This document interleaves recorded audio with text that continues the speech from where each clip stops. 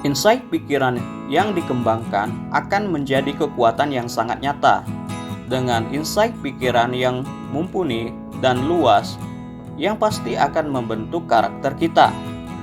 Selain akan menentukan emosional dan mentalitas kita dalam memandang kehidupan, saat pikiran, perasaan, dan mentalitas kita didukung dengan insight atau pengetahuan yang baik, dan kehidupan yang dihasilkan juga akan baik. Dapat berbicara sesuka hati kita, dapat mengangkat lengan kapanpun kita mau. Kita dapat memberikan perhatian mata dan telinga terhadap apapun yang kita suka.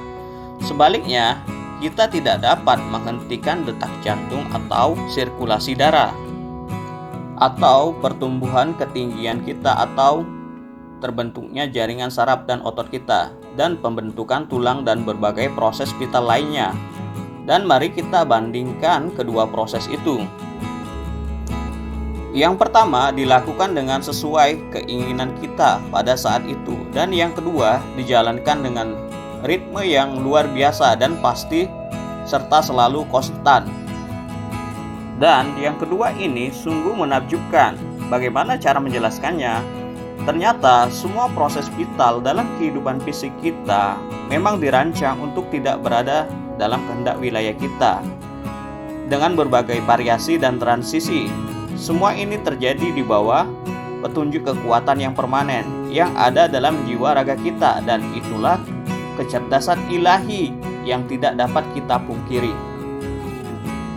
Cara kerja pikiran dihasilkan melalui dua mode kegiatan yang paralel, yaitu pikiran sadar dan bawah sadar.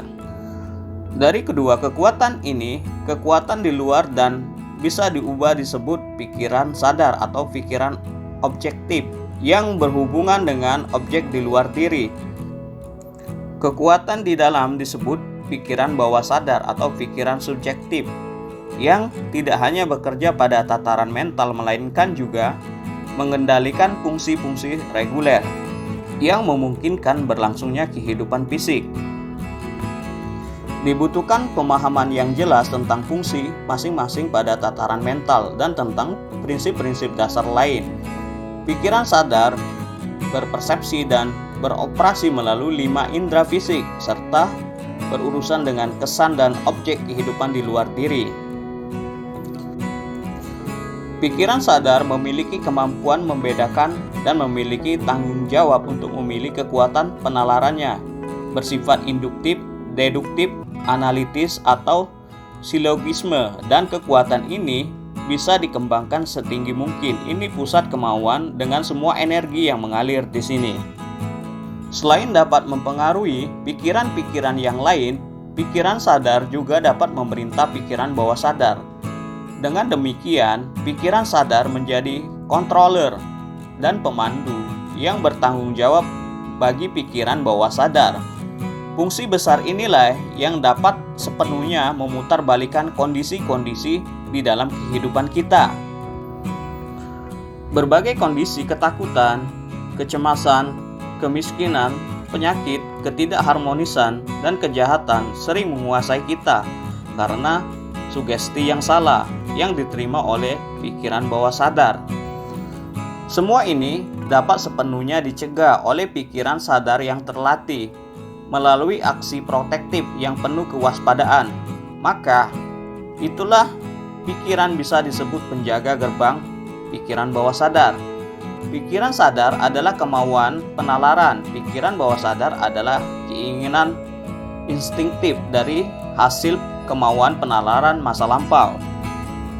Pada saat pikiran sadar menerima saran atau sugesti yang dianggap benar, pikiran bawah sadar segera bertindak di seluruh bidang kerjanya. Padahal saran yang diberikan oleh pikiran sadar bisa benar atau salah. Jika salah, tentunya akan menghasilkan keadaan yang tidak diinginkan atau bahaya bagi kehidupan kita. Namun jika pikiran sadar memberikan sugesti yang benar kepada pikiran bawah sadar, tentu menghasilkan output yang baik bagi kehidupan kita.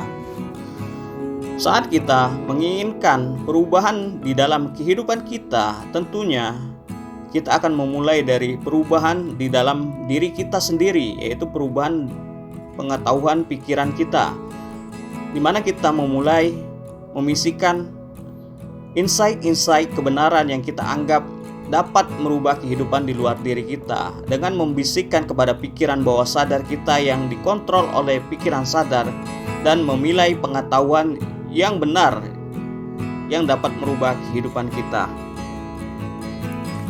Dan biarkan pikiran sadar menuntun pikiran bawah sadar, biarkan pikiran menuntun hati kita kepada cipta, rasa, dan karsa kebenaran, keharmonisan yang menghasilkan kehidupan yang luar biasa.